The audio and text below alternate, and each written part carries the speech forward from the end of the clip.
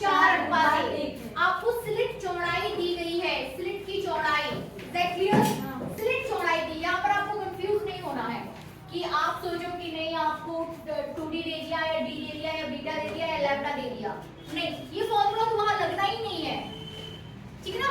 आपको क्वेश्चन में दिया हुआ है स्लिट चौड़ाई, सॉरी स्लिट, स्लिट की चौड़ाई, स्लिट चौड़ाई का रेशियो दिया हुआ है 4:1। Is that clear? फिर आपसे इतना देने के बाद आपसे बोल दिया कि आपको तीव्रताएं निकालनी, दीप्त तथा अदीप्त फ्रिंज की तीव्रता का अनुपात ज्ञात करना है, ठीक है? तो दीप्त फ्रिंज का मतलब ही क्या हो जाता है? अधिकतम तीव्रता, और अधिकतम तीव्रता इट मींस आई मैक्सिमम। अधिकतम तीव्रता मतलब आई मैक्सिमम, अदीप्त फ्रिंज मतलब न्यूनतम तीव्रता, और न्यूनतम तीव्रता is denoted by I minimum. तो निकालना क्या है आपको? आई मैक्सिमम और आई मिनिमम, ठीक है ना? जो चीज आपको निकालनी है उसको आप एकदम क्लियर हो जाना चाहिए आपके माइंड में। तो तीव्रता का अनुपात I maximum bye I minimum. अब आई मैक्सिमम कितना हो जाएगा आपका?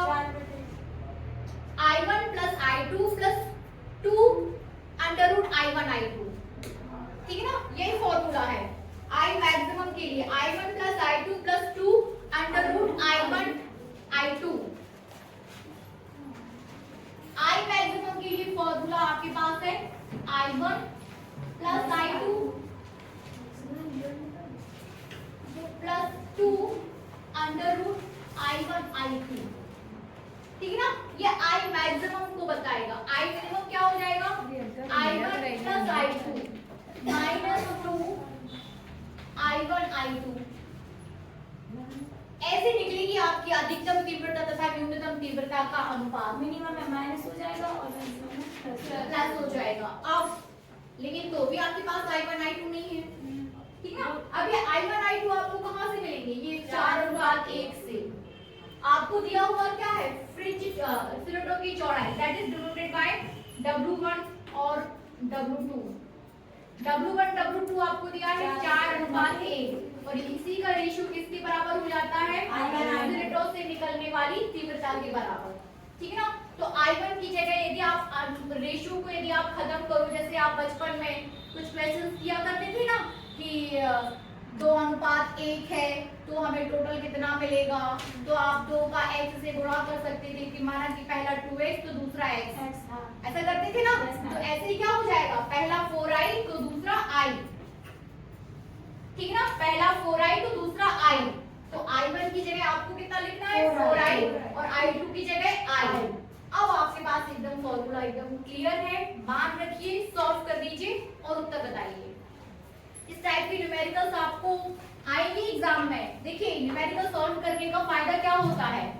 फायदा ये होता है कि डेरिवेशन आपका चल रहा है 2 से 3 पेज में, उसी के और में आपको कोई न्यूमेरिकल दे दिया गया, वो आपका 1 पेज में खत्म हो जाता है, समय कम लगता है, बस दिमाग ज्यादा लगता है वहां, और पूरे आउट ऑफ पूरे नंबर मिलते हैं, ठीक है ना? डेरिवेशंस में चलो यहाँ पूरा लगा के इनके एक आध नंबर काट लो, न्यूमेरिकल सॉल्व करिए फटाफट 5 आउट ऑफ 5 लाइए, ठीक है?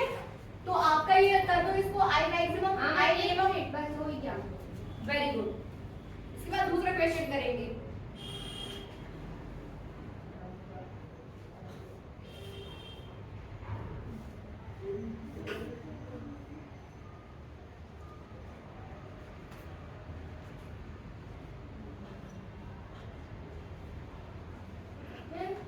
कितना आया? कैंसिल हो जाएगा। हाँ करिए ना कैंसिल, जो बच्चे को बताइए। वन क्यों आएगा भाई? 4i, I1 की जगह 4i लिखिए, I2 की जगह i लिखिए, ऊपर भी और नीचे भी, और फिर बताइए कितना आया। 4i plus i plus 2 2i 4i plus into i 4i plus i minus 2i करेंगे हम लोग को। हाँ करिए ना, सॉल्व करिए उसको, मुझे करना है क्या? नो मैम, आप लोग करिए और फिर बताइए कितना आया। तू पूरा करिए फिर बताइए कितना आया। and 7/3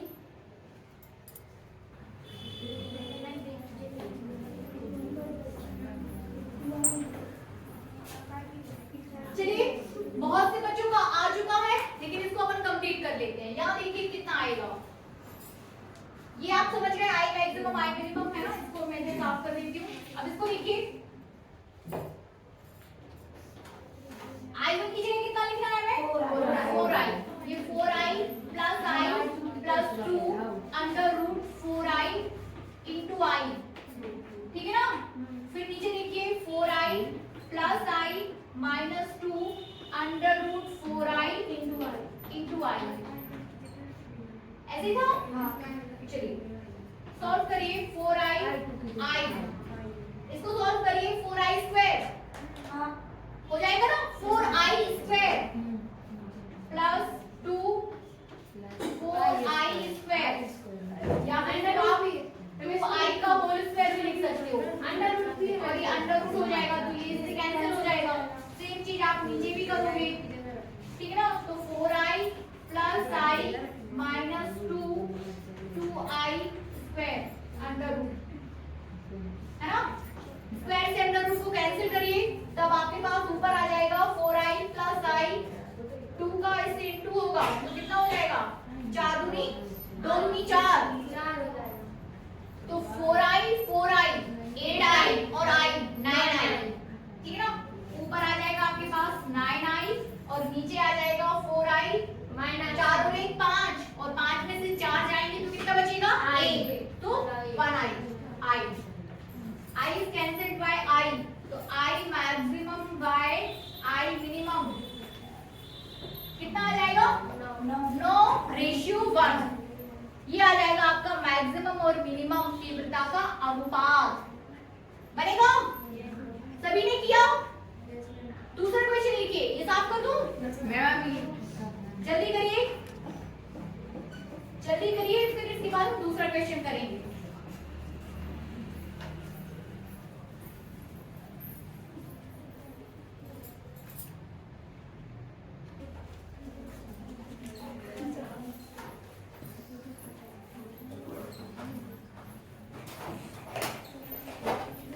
ठीक है, फिर से नेक्स्ट बहुत ही अच्छा अपने पास क्वेश्चन है। क्वेश्चन को फिर से देख लेते हैं अपन। आपको दिया हुआ है पर्दे की दूरी 1.0 मीटर, फिर आपको दिया हुआ है लैम्डा जो तरंग दैर्घ्य, जो प्रकाश आपका जो वो प्रकाश वो तरंग दैर्घ्य है जो आपस में सुपरपोज होने वाली, अध्यारोपित होने वाली एक दूसरे को, ठीक है ना? उसकी तरंग दैर्घ्य आपको दी हुई है 6000 एंगस्ट्रॉम। तीसरी बात आपको दिया हुआ है फ्रिंज चौड़ाई दैट इज 2.0 मिलीमीटर। और अगली चीज जो आपको निकालनी है वो क्या है? स्लिटों के बीच की दूरी। स्लिटों के बीच की दूरी, तो सबसे पहला काम क्या है? पर्दे की दूरी। पर्दे की दूरी मतलब कैपिटल टी, ठीक है? सूत्र देखिए, सूत्र आपके पास होता है beta equals to D lambda by 2d, ठीक है ना? क्या फॉर्मूला है आपके पास? डी लैम्डा बाय 2d, ये सबको बनता है। अब इस पूरे फॉर्मूले में बीटा क्या है? बीटा आपको नहीं बन रहा, आप लिख लो बीटा फ्रिंज चौड़ाई है। बीटा क्या बताता है? फ्रिंज चौड़ाई, ठीक है? ये जो आपको कैपिटल डी दिया हुआ है ये क्या दिखाता है? दूरी, पर्दे से स्लिट के बीच की दूरी, ठीक है ना? पर्दे से स्लिट के बीच की दूरी, पर्दे से दूरी, जहां भी पर्दे से दूरी की बात हो तो वो कैपिटल डी है। Is that clear? लैम्डा आपको समझ में आ रहा है कि ये क्या है? तरंग दैर्घ्य। अब आपको पता है कि किसकी तरंग दैर्घ्य की बात वहां पे हो रही है, ठीक है ना? और अब क्या बचा अपने पास? ये सिर्फ इसको आप डी मत पढ़िए, इसको आप 2d साथ में पढ़िए।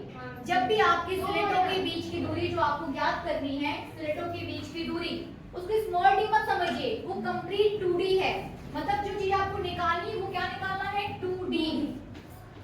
2d ही स्लिटों के बीच की दूरी है, सिर्फ स्मॉल डी को अलग मत कर दीजिए ना। आप बोलो कि आप सिर्फ d निकाल दो और बोलो कि ये स्लिटों के बीच की दूरी, तो नहीं, आपने दो स्लिटों के बीच की दूरी को यंग्स डबल स्लिट एक्सपेरिमेंट में स्लिटों के बीच की दूरी को 2d लिया है, तो 2d ही आपको ज्ञात करना है। Is that clear? तो इस फॉर्मूले से आपको क्या निकालना है? 2d। Is that clear? Yes ma'am. सभी को? तो 2d इक्वल्स टू क्या हो जाएगा? 2d निकालना ना, 2d इक्वल्स टू हो जाएगा d lambda by beta. Yes ma'am. हो जाएगा ना, d lambda by beta. Is that clear? अब अगली बात यहाँ पे क्या आ रही है? अब आपकी बात यहाँ पर ये आ रही है कि देखिए एक आपको मीटर में दिया, दूसरा एंगस्ट्रॉम में दिया और तीसरी चीज आपको किसमें दी, मिलीमीटर। सबको मीटर में कन्वर्ट कर लो, ठीक है ना, सबको एसआई यूनिट्स में कन्वर्ट कर लो, ठीक है, कोई प्रॉब्लम नहीं। पर्दे के बीच की दूरी 1 मीटर, ओके। अब लैम्डा 6000 एंगस्ट्रॉम, ठीक है ना, एक एंगस्ट्रॉम बराबर आपका हो जाता है कितना, 10⁻⁻10 मीटर, है कि नहीं। तो 6000 एंगस्ट्रॉम बराबर 6000 एंगस्ट्रॉम बराबर करने के लिए आपको 6000 में 10⁻⁻10 से इंटू करना पड़ेगा। तो 1 2 3 शून्य खत्म हो जाएंगे, किससे, तो कितने बचेंगे, 6 के ऊपर -7 की घात, 3 शून्य खत्म हो गए, तो 10⁻⁻7 मीटर। तो लैम्डा की जगह आप कितना लिखोगे, 6 × 10⁻⁻7 मीटर बनेगा। इसके बाद जब आप फ्रिंज चौड़ाई की बात करो तो वो कितना दिया हुआ है, 2.0 मिलीमीटर। तो 1 mm equal to how much, m। 1 millimetre equal to कितनी मीटर, 10⁻³ है ना। 1 किलोमीटर बराबर 1000, 1 मीटर बराबर 1000, ऐसा 10⁻³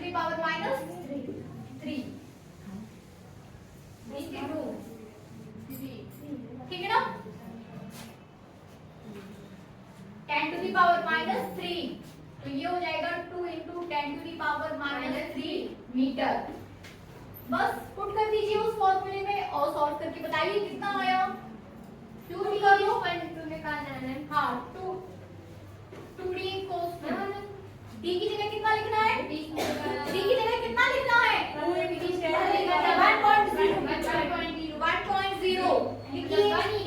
1 लिख दो। इसके बाद क्या है, लैम्डा की जगह कितना लिखना है, 6 × 10⁻⁻7 10⁻⁻7। फिर क्या बचा है, d क्या, 2 × 10⁻³ कैसे सॉल्व करेंगे, काट देंगे, काट दो, 3 को काट दो, 6 से काट दो, 6 3 आया। हाँ। अब 10⁻³ कहाँ जाएगा, ऊपर जाएगा ना, हाँ, तो 10⁻⁻4 अब देख लो, अभी -4 कह रहे हैं, तो ये ऊपर जाएगा ना, हाँ ठीक है ना, 10⁻³ प्लस का हो जाएगा, तो ये -5 10⁻⁴ सही है, 10⁻⁴ यूनिट क्या रहेगी, मीटर। कंप्लीट करिए इसको, इसके बाद फिर हम नेक्स्ट क्वेश्चन करते हैं। दो स्लिटों के बीच की दूरी में आपको 2d ही निकालना है, ये नहीं करना है कि हाँ d निकाल दो, जिसको 2 से भाग दे दो, सब गलत हो जाएगा, ठीक है, याद रखिएगा। कंप्लीट करिए इसको, इसके बाद दूसरे क्वेश्चन नोट करेंगे।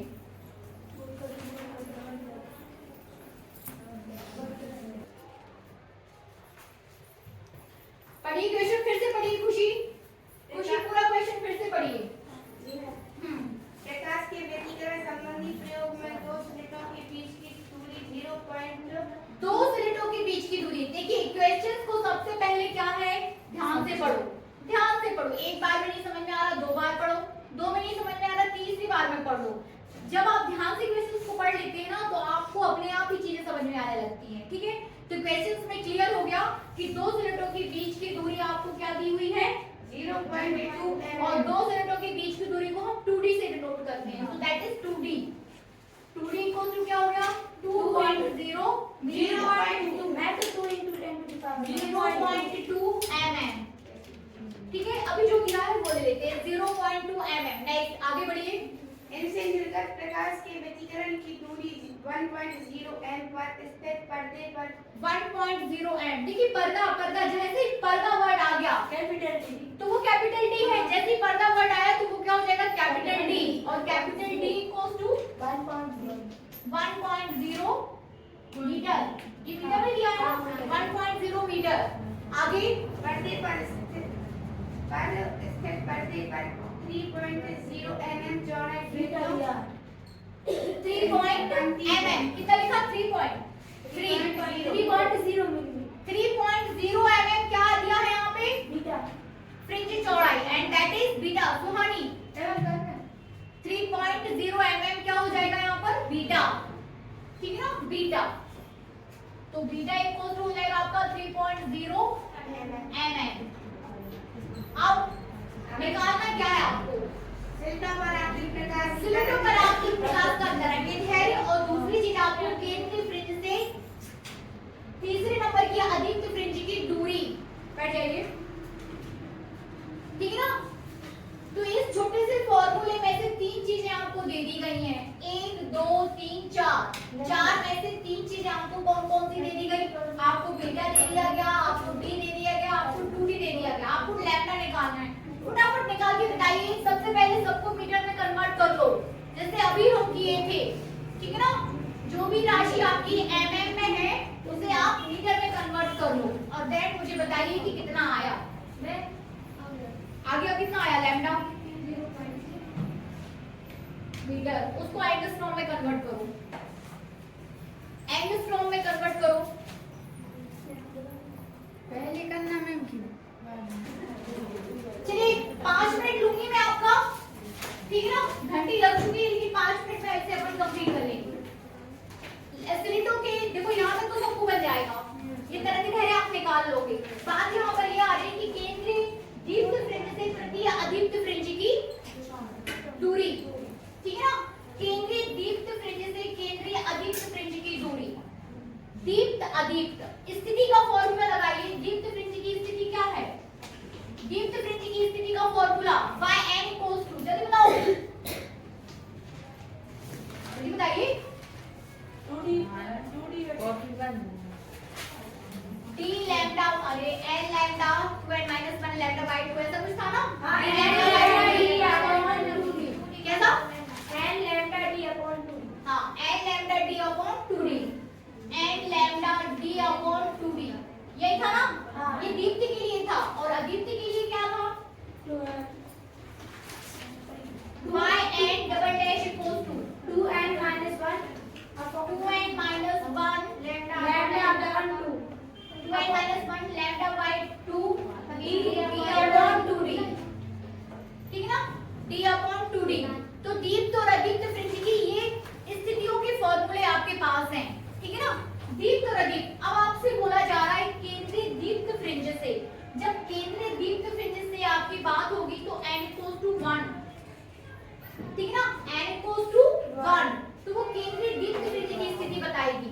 तो यहाँ से आप क्या निकालोगे, y1, और y1 क्या हो जाएगा, n इक्वल्स टू 1 कर देना है इसमें, is that clear, n equals to 1, तो वो हो जाएगा आपका लैम्डा d अपॉन 2d, ठीक है ना, लैम्डा d अपॉन 2d।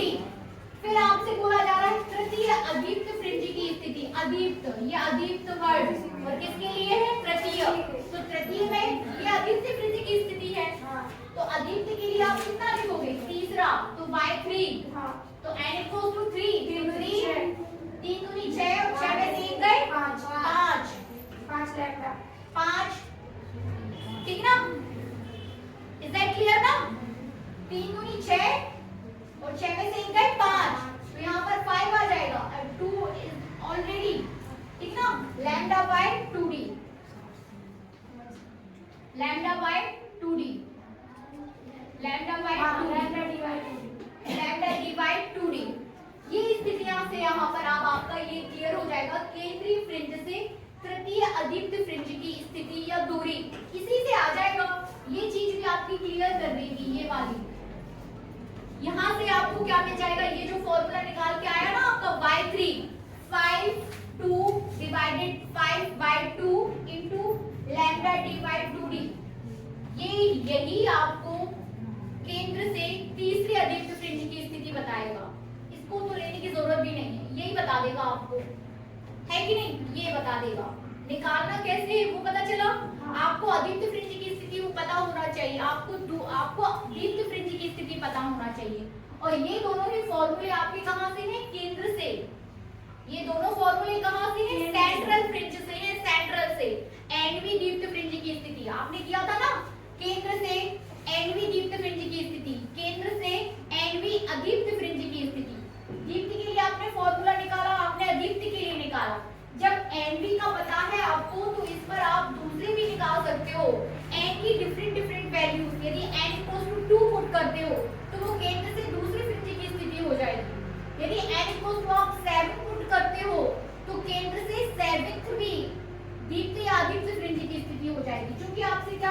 तीसरे अद्वितीय फ्रेंजी की स्थिति। हमने इस फॉर्मूले में तीसरा लिखा, तीसरी की बात हो रही ना, तो तीसरा लिखा और सॉल्व कर दिया। अद्वितीय बोला गया है, देखिए अद्वितीय बोला गया, इसलिए अद्वितीय वाले में पुट कर दो। अब 5/2 लैम्डा dy 2d, ये लैम्डा dy 2d क्या है? वो दिया बीटा हाँ है ना, बीटा है ना, तो 5/2 बीटा, 5/2 बीटा कितना है? बीटा 3.0 है, तो 3.3 10 to the power -3, 10 to the power -3, इससे आपको मिल जाएगा ये जो सेकंडली आपको निकालना है वो। ठीक है, होमवर्क इसको कंप्लीट करके लेके आइए, सब बता दिया मैंने, बट बात ये यहाँ पर कि आप उसको कितना समझ रहे